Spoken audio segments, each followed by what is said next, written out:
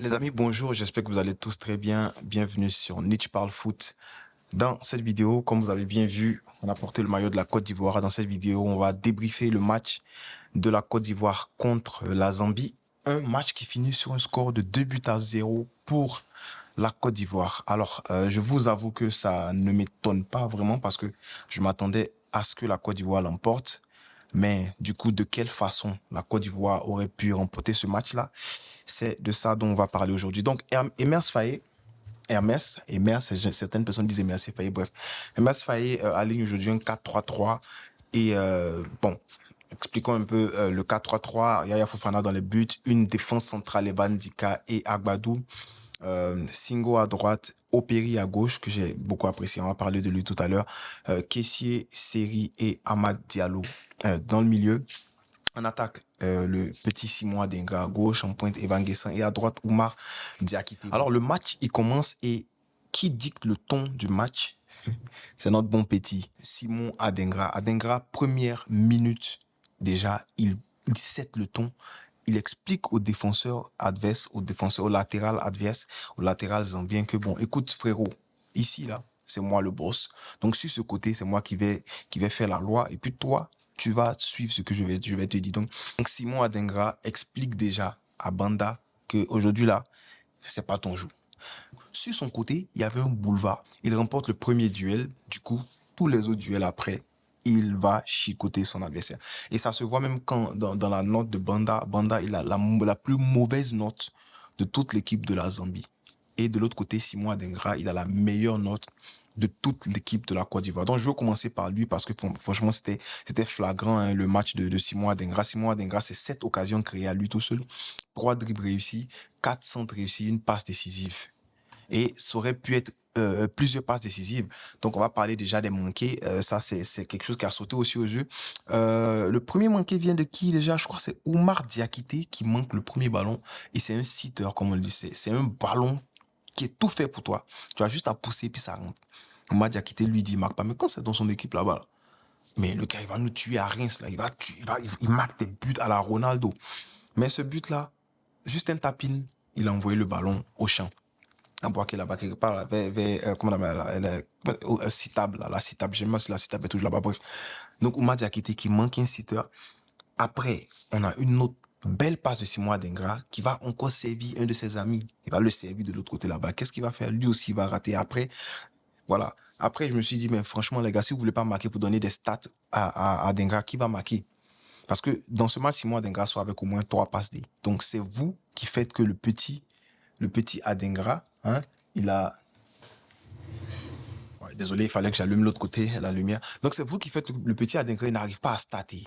S'il n'a pas assez de stats avec la Côte d'Ivoire, c'est la faute de ces deux gars-là, surtout aujourd'hui. Donc, j'ai pas envie de tirer sur eux ou quoi que ce soit, mais on dit ce qu'on a vu. Donc, je pense que, voilà, il y a beaucoup mieux à faire, surtout pour Amad Diallo, avec la qualité technique Amad Diallo. Et là, normalement, ce genre de sitter-là, il ne les manque pas. Amad Diallo, il a un face-à-face, mais ce qu'il fait aux défenseurs, là, c'est-à-dire, il utilise juste la pointe de vitesse, il passe, mais il n'arrive pas à centrer parce que, bon, il prend un peu trop de temps avant de centrer. Oumar Diakité, franchement, lui, c'est vraiment le Wouloulou national parce que lui, il va finir de faire... En fait, il est trop mélangé dans sa tête. Il est trop mélangé dans sa tête. Donc, il va finir de faire un beau geste, il va aller tout gâter là-bas. Mais il va faire des trucs bizarres, après il va faire une belle frappe qui va surprendre l'adversaire. Donc voilà, Oumar Diakité, franchement, voilà, il faut qu'il se revoie, il faut qu'il devienne encore plus à l'aise techniquement, il faut qu'il devienne encore plus fin. Parce que devant là-bas, il y avait beaucoup de finesse. Les gars étaient très fins. Quand tu vois Amad Diallo, quand tu vois même l'entrée, on va parler de tout à l'heure, de Béni Traoré, franchement, tu comprends que voilà, ça parle finesse là. Donc Oumar Diakité, il doit quand même peaufiner un peu son jeu. Chose à constater, c'est que Adengra, il avait porté le 10 pardon, aujourd'hui. C'était pas le 24. Et il a joué comme un 10, il a joué comme Gervinho. Parce que quand il s'agit de prendre la profondeur avec le ballon sur son pied gauche pour aller centrer avec son pied gauche, il le fait facilement. Quand il s'agit de venir et puis de combiner dans l'axe, de repiquer dans l'axe et de combiner avec un caissier, il le fait de façon excellente. Il combine avec caissier, ils font une petite passe là-bas. Ah, je crois que c'est qui a tiré? C'est Evan Guessant. Evan Guessant enroule sa frappe, bien tirée. Mais le point, c'est que caissier, bon, le gardien repousse, mais caissier, il n'arrive pas à faire le tap. Il ne sait pas comment il est parti, il est tombé là-bas. C'est qu'il est saucé de bois qu'elle a attrapé ton pied. Il faut nous dire qu'est-ce qui se passe. Bref. Mais en première mi-temps, franchement, j'ai apprécié ce que j'ai vu du côté de la Côte d'Ivoire, et même en termes de pressing, lorsque l'équipe adverse recevait le ballon, quelques petites passes qu'ils faisaient, et puis bref, on récupérait le ballon, série récupérait le ballon, un bon press, mais il faut noter quand même les beaux replis défensifs de Evan Guessant, qui aide aussi l'équipe. Donc, à récupération comment ça s'appelle là, de série va partir après lancer Kessié va faire un très beau centre extérieur droit, mais il y a qui à la retombée? Normalement, ça doit être Oumar Diakité. Il est pas à la retombée du ballon, il est pas là. Donc, problème de placement sur cette occasion encore. Si Oumar Diakité il est là, ça fait but. Normalement, dans ce match-là, premier mi-temps, on a déjà plié le match 2-0 ou 3-0 facile comme ça. Aussi, il faut parler de fait de jeu avec Amad Diallo qui fait une petite percée sur le côté là-bas, mais il est bousculé, mais l'arbitre décide de ne pas siffler penalty. Bon, moi, je pense qu'il y avait quand même faute.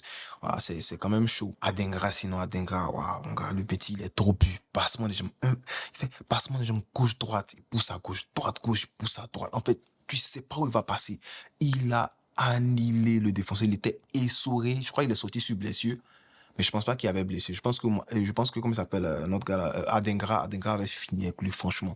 Donc voilà, 6 mois, Adengra, pour moi, c'est l'homme du match. C'est bien vrai qu'il ne marque pas les buts de la Côte d'Ivoire, mais pour moi, voilà, avec le nombre d'occasions créées, normalement, il sort homme du match. Là, maintenant, on peut parler de l'entrée de JP Grasso, attaquant fessu. Pardon. Il te demande pardon. Parce qu'il me rappelle qu'à la CAN, là, il était pas raté. Mais toi aussi, toi, mais regarde ton soupak. On vient jouer ballon, tu as soupak, on dirait, tu as même soupak que moi ici. Toi aussi, toi, mais faut te voir. Non, mais JP aussi, franchement, JP aujourd'hui, il est rentré, JP a montré que, voilà, lui, JP dit, lui, il est fort qui est tôt, hein. JP dit, il est fort qui est Drogba. Donc, JP est venu, il est rentré, il a joué, il a marqué. On dit quoi? Il rentre 5 minutes après même, mais c'est 5 minutes même. But. Et quel genre de but, s'il vous plaît? Bon, déjà, passe d'Adengra, mais c'est pas vraiment une passe parce que JP fait presque tout. JP reçoit le ballon, il cherche son pied gauche. Tu vois, les gauchers, là. Quand les gars d'Amel, il y avait un ami au quartier, il s'appelle Philippe. Je sais pas s'il va voir la vidéo. Je lui ai envoyé, regarder, mais Philippe, non. Philippe, quand il cherche son pied gauche, s'il est tombé sur son pied gauche, tout le monde quitte devant. Parce qu'il va me bouler, il va me gnon. JP, c'est la même chose. On est dans le ballon, il essaie d'ajuster sa frappe, quelqu'un l'a trouvé, petite ouverture. But. Faut voir aussi que le gardien était bizarre. Parce que sur le deuxième but de JP, quand même, je crois que c'est là que Adenga fait la passe. Mais sur le deuxième but de JP, quand même, c'est un enroulé. C'est sur la tête du gardien. Il n'arrive même pas à enlever le ballon. Même moment, il enlève le ballon. Bref. En tout cas, nous, on gagne, donc on est content. Mais en tout cas, Crasso, pardon. Déjà, faut voir que Crasso n'était pas censé jouer le match. C'était Aller. Et comme Aller n'avait pas fait de préparation physique, il est en train de faire la préparation physique actuellement lors de la trêve internationale avec son club, son nouveau club, les Ganes. On a fait une vidéo. Je t'invite à aller la voir. Je t'ai expliqué tout là-bas. Donc, on a appelé JP, qui joue en Ligue 2 de France, s'il vous plaît, pour venir le remplacer. Et quand j'ai vu ça, moi, j'ai pas donné mon avis là-dessus, mais j'ai fait mon mot à bouche comme ça. Mais faut voir que je vois pas d'autres attaquants actuellement aussi. Et comme JP, il est déjà imprégné, il connaît déjà l'équipe, c'était beaucoup plus simple de le faire jouer. Donc, du coup, j'ai kiffé qu'il soit pas titulaire parce que pour moi, JP n'a pas sa place pour être titulaire dans cette équipe-là. Mais JP a fermé ma bouche aujourd'hui. Donc, si tu peux fermer ma bouche la CAN prochaine et puis nous donner une autre CAN, un back-to-back au Maroc, franchement, nous, on est content. Donc, grâce au Messi, continue de fermer notre bouche. Parce que franchement, chapeau, aujourd'hui, tu as sauvé la Côte d'Ivoire. Donc, on a qu'à se dire là, ouais. Après, faut voir Crasso en train d'essayer il a fini de marquer, il veut célébrer. Il voulait faire, comment on appelle, comment ils appellent ça, là? La flûte, je sais pas, comment on appelle le truc, là? Samy, comment on appelle le truc où les gars tapent salto et puis ils mettent pas la main? Arrière. Salto arrière? C'est un truc comme ça, non? En tout cas, JP a marqué, JP voulait faire salto arrière. Faut voir faire slam. Ou après ça venir après il nous a blagué. Fallait le faire, tu sais quoi, tu es tombé sur ton dos, non? Très mal, non? Donc, toi, c'est le tien prendra. Mais bref, en tout cas, très, très grand match de Jean-Philippe Crasso. C'est lui que j'appelle JP, by the way. Jean-Philippe Crasso, très bon match. Et puis, il tente sa chance, voilà. Une frappe, un but. Frappe, but. Même à la soirée, ce ballon vient une fois, touche, boum, il tire et ça rentre. Donc voilà, ça surprend le gardien. Après, bon, je vais pas dire que le gardien, il est nul, mais quand même, mais ça surprend le gardien. Donc, chapeau à JP, chapeau à Crasso pour ce match-là qui donne la victoire à la Côte d'Ivoire. parlons un peu des joueurs. On va essayer de parler des individualités, de certaines individualités. Déjà, bon, Yaya Fofana, il n'a pas été inquiété, à part seulement, si je me rappelle, un coup franc. Mais bon, il était vraiment concentré. Yaya Fofana, il est concentré de jouer là, hein. Il veut être le meilleur gardien de la Côte d'Ivoire. Il est bien parti. Parce que déjà, il est dangereux dans les matchs importants.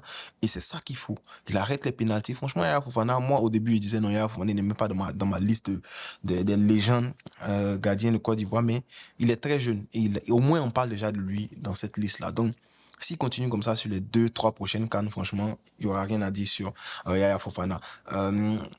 Des défenses centrales, Agbadou et Evan Dika, franchement, j'ai pas vu grand chose parce que, comme je l'ai dit, ils ont pas été mis en danger, en fait, en tant que tel.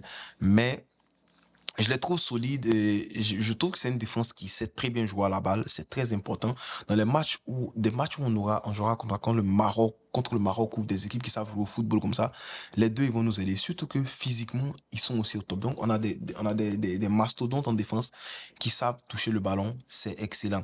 À gauche, Opéry, j'ai aimé ce qu'il a fait. J'ai aimé le fait qu'il il propose sur le côté de Adengra. C'était vraiment le côté le plus dangereux parce que Opéry, techniquement, il est bien à l'aise. Il avait porté le 11, et je vous dis, techniquement, il est bien à l'aise, il est dangereux, mais il avait devant lui Simon Adenga qui peut faire le jeu à lui seul. Donc, imagine les deux là ensemble. Franchement, voilà, ça fait quelque chose. Au Péry, c'était exceptionnel aujourd'hui. C'est 5 duels aériens remportés. Non, c'est 5 duels remportés sur 6. 3 duels aériens remportés sur 3. Donc, défensivement, c'était impeccable. Offensivement, c'était parfait. Bon, voilà. Donc, j'aime bien ce qu'il propose et Opéry et Simon Adenga, ça va être top. Bon, on n'oublie pas Conan qui est le titulaire, mais Opéry en sortie de banc, c'est qualité pour qualité, en fait. À droite, Wilfried Senghor, mais je vais vous mettre une image là. Toi-même, Wilfried Senghor, regarde. Il y a personne déjà pour aller têter. Je sais pas si c'était Amad Diallo qui était là-bas. Il regarde, il centre. Toi aussi, c'est Allais, tu as vu, c'est Drogba, tu as vu là-bas, ou bien c'est Allais. Toi, faut sciencer. Wilfried Senghor, pour moi, c'était le mauvais latéral aujourd'hui des deux. Des deux, c'était le mauvais. Mais il n'a pas fait un mauvais match. Hein. Il n'a pas fait un mauvais match. Mais aujourd'hui, il n'était pas au niveau Wilfried Senghor qu'on connaît. C'est Jean-Thierry, Michael, bon, comme d'habitude, récupérateur, comme d'habitude, l'un des meilleurs joueurs de la Côte d'Ivoire, à cette pointe basse-là. Et je suis content de voir que on a déjà sa relève qui est prête, voilà. Comment il s'appelle là? Mao Dorgelès est déjà là. Et petit à petit, il est en train de s'installer dans cette équipe de Côte d'Ivoire là. Même si, voilà, il n'a pas fait un excellent match aujourd'hui, j'ai trouvé que son entrée c'était correct, mais voilà, pour moi, il était overshadow, comment je peux dire ça, il était couvert par la bonne performance de Jean-Michel Seri. Voilà, Amad Diallo, bon, j'attends encore plus, hein. Lui, c'est un peu ma déception d'aujourd'hui parce que je m'attendais à beaucoup plus de lui parce que je sais qu'il est très fort, il a un très très gros potentiel ce gamin là. Du coup, je m'attends encore plus. Même si je le dis, il n'a pas fait mauvais match. Il n'y a personne qui a fait un mauvais match dans cette équipe-là. Mais Amad Diallo, je m'attends à beaucoup, beaucoup plus de lui. Franck Kessié, capitaine emblématique. Pour moi, il fait un bon match. Sa remise, son 1-2 avec Adengra, parfait pour que Adengra change de l'autre côté là-bas pour comme on a parlé de l'enroulé de Evan Guessant, c'était parfait. Son positionnement est parfait. Et il fait même des courses, hein. Il overlap Adengra. Le mangeur d'Atchiké overlap Adengra, tu t'amuses. Il fait un centre extérieur là-bas. Non, franchement, Kessié, voilà, toujours au top de sa forme. Pareil que même le Barça essaie de le ramener en prêt la saison prochaine. On verra. Non, cette saison, si je me trompe pas. On verra, mais Franck Kessié, franchement, voilà, techniquement trop à l'aise. Il est fort. Voilà, il est juste fort. Oumar Diakité, bon, déception aussi pour moi parce que il est un peu trop mêlé dans sa tête. Calme-toi, mon gars. Tu es trop mêlé. Il y a quoi? C'est pas on en train de jouer, c'est pas, on n'est pas en train de faire freestyle, mais c'est pas, comment ça s'appelle là? Yo, tu sais pas ce qu'il a dit de lui. Mais il est trop mêlé, faut te calmer. Tu es bon, faut te calmer. Evan Guessant, bon, pas grand chose, hein. Fera des frappes par-ci, par-là. J'aime bien ses répliques défensives et ses récupérations. Quand même, c'est à noter. Mais il touche pas beaucoup le ballon, hein. Pour un attaquant qui touche 13 fois le ballon, je trouve ça peu. Parce que même Allaire, quand dit, à un moment, on disait qu'il touchait pas assez le ballon. Minimum de Allaire, remarqué, minimum de ballon, ça peut être 20-25. Donc, il y a peut-être problème de placement. Je ne sais pas, mais voilà, j'aime bien sa combativité. J'aime bien le fait que, voilà, il essaie d'aller au duel et tout. Même si je l'ai trouvé quand même juste dans ce match-là. Par contre, Simon Adengra, c'est autre chose parce que Simon Adengra, on en a déjà parlé. Homme du match pour moi, excellent. J'ai hâte de le voir contre de grandes équipes. Je veux le voir en Coupe du Monde. Il mérite, non, le petit, il mérite. Il y a des gens qui disent il est surcoté. On parle trop de Simon Adengra, mais lui, Le petit est trop fort. Si tu as suivi son match, bon, bien vrai que c'est pas en face de lui un Marcelo Prime ou bien Dani Alves, mais quand même, c'est un joueur de ballon qui est en face de lui. C'est un joueur de football qui est en face de lui et voilà, je l'ai trouvé pimpant, je l'ai trouvé excellent aujourd'hui en fait, Simon Adingra. Donc voilà, donc c'est un peu ça. Les remplaçants, bon, j'ai pas envie de trop parler. À part peut-être Béni Traoré qui pour moi fait une excellente entrée. Oh. Je sais pas ce qu'il y a avec ma lumière là, si c'est les saucisses Chipolo Polo qui veulent pas que sorte mon débrief, mais bref. Comme j'appelle, je parlais de Béni Traoré, mais qui fait un bon match dans les petits espaces, il est excellent, il combine très bien avec les autres. Il a joué que 20 minutes, mais tu as l'impression que ça fait 10 ans qu'il joue dans cette équipe-là, parce que c'est un petit gamin de l'académie. Il est fort, il est fort. Je me rappelle de son match contre l'équipe de France, il était capitaine, je me trompe pas, des U21, U23, mais il a piétiné tout le milieu de l'équipe de France. Les Hakliouche, tous les gars de Thierry Henry, il les a piétinés. Aujourd'hui, il nous montre un peu ça. Voilà, il fait 2 dribbles tentés, 2 dribbles réussis. Dans les petits espaces sur le côté gauche là-bas, il s'en sort. Un très bon milieu, très très fin, franchement, très très fin. Voilà, 100% de passes réussies. Tu te rends compte, 100% de passes réussies. Toutes les passes que lui, il a envoyées, là, il a réussi. Et d'ailleurs même, c'est lui, il fait une passe D à Crasso aussi, où il finit les gens sur le côté où il avait pu faire une passe D à Crasso. Non, franchement, je l'ai trouvé bien, même dans la récupération de ballon, il fait c'est du 80%, s'il vous plaît. Donc Béni Traoré, le seul problème, c'est qu'il n'a pas eu beaucoup de temps de jeu. Sinon, il allait être homme du match aussi. Donc pour moi, top dans ce match-là, Béni Traoré et, comment ça s'appelle, Simon Adingra. Faut saluer aussi Crasso. Donc, dis-moi en commentaire ce que tu as pensé du débrief. Si tu n'as pas kiffé quelque chose, mais si tu penses que j'ai mal dit quelque chose, dis-moi ça en commentaire. Si tu as kiffé, mets un pouce et puis abonne-toi si ce n'est pas encore fait. Frérot, tu connais? Allez les éléphants. Bouillard.